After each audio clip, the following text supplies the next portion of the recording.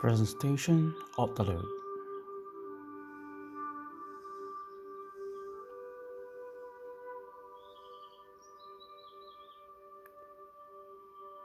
Joy and wisdom come through patient waiting.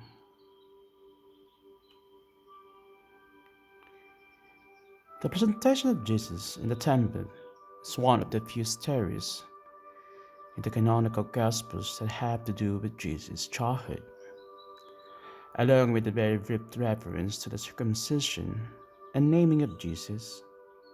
This rather elaborate narration of the presentation in the temple opens a real window into the early years of Jesus. The scarcity of information about Jesus' childhood reminds us that the Gospels are not biographies, they are kerygmatic narratives seeking to proclaim the Gospel in order to undergird and strengthen the faith of the community.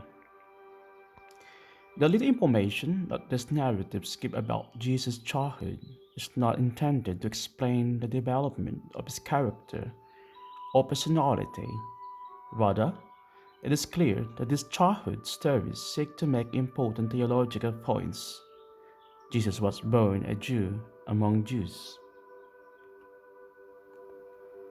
The presentation of Jesus in the temple is motivated by specific requirements of the law of Moses according to the Leviticus 12 verse 24.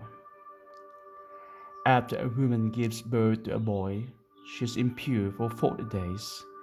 At the end of that period, she is to bring an offering to the temple, which the priest offers as sacrifice, effecting her purification. The parents of Jesus observed all that the law required.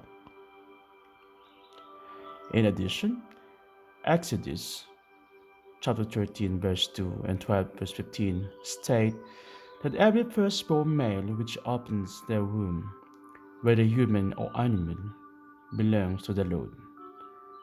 While clean animals would be sacrificed, firstborn sons needed to be redeemed.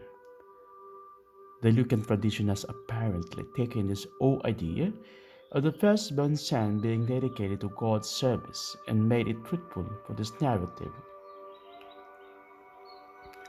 Thus, when Joseph and Mary present Jesus to the Lord in Jerusalem, they are in effect in dedicating his life to God. Jesus will be holy to the Lord, recalling the other narration where the angel Gabriel tells Mary that her son will be holy and will be called Son of God, setting the stage of Jesus' life dedicated fully to God.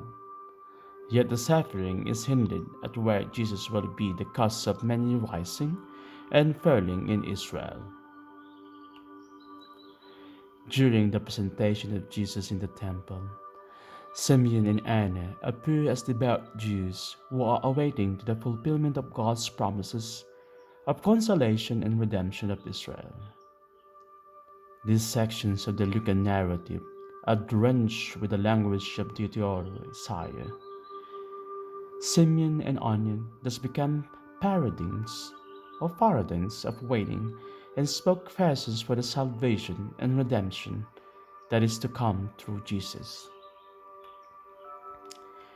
Wisdom generally comes with age, and in the most unlikely fashion, to grow wise means to learn to seek wisdom in unusual ways.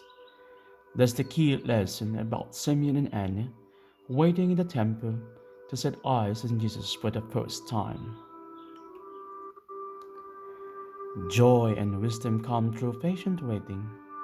Simeon and Anna had waited a long time. Like joy, wisdom is a truly biblical virtue. Simeon and Anna had waited so long, they were rewarded for their patience. The letter to the Hebrews implies that by pushing the barriers of doubt, then the reward and experience of faith is worth the wait. For reflection and discussion, joy and wisdom come through patient waiting. Reflect. Doubt is part of the human condition. Celebrate and embrace your doubts as means of spiritual growth.